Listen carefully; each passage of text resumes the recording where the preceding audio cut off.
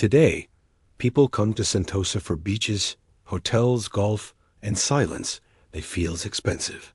But before the island had that name, it was Pulau Blakang Mati, often translated as the island behind death. And in 1942, after Singapore fell, that name became more than folklore.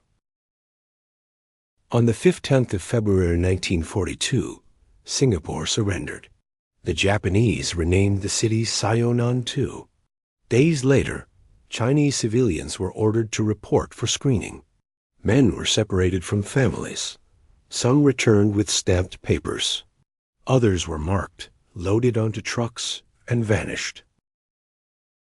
The operation was called Sook Ching, a purge. Officially, it targeted anti-Japanese elements. In practice, the process was often arbitrary, rushed, and terrifying.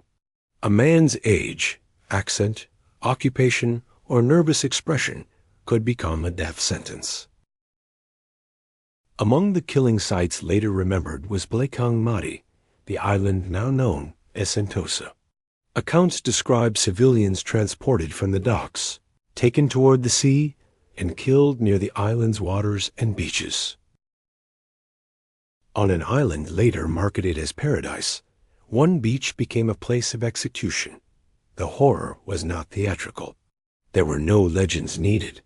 Only sand, seawater, orders, and men who understood too late why they had been brought there. Historical accounts say British gunners awaiting internment buried hundreds of bullet-ridden corpses that washed ashore on Sentosa. They were believed to be civilians taken from Tanjong Pagar and killed nearby. The sea had returned what the killers tried to hide. Blakang Mati was also used as a prisoner of war camp. The island was layered with fear.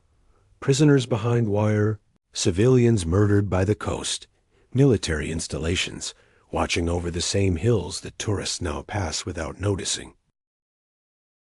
Decades later, the island was renamed Sentosa, peace and tranquility. Resorts rose, beaches were cleaned. The past was not erased, but it became quieter. Near the old Serapong area, manicured landscapes replaced wartime memory.